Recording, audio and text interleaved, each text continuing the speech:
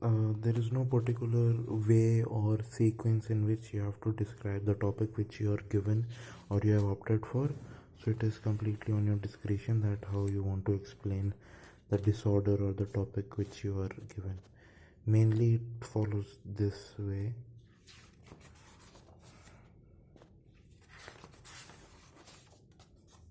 I don't know why, but psychology ke the project file is supposed to be handwritten. So that's the thing. Describing PTSD, which was my topic. Yeah.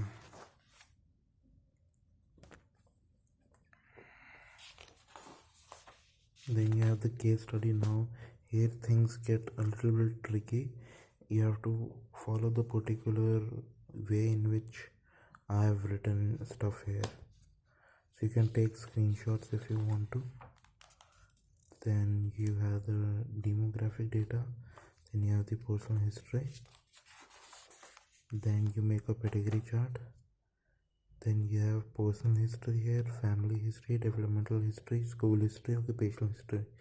Usually other diseases or not diseases, disorders take a lot of information in these headings as well, but since mine is PTSD, so it does not require itna information about these things.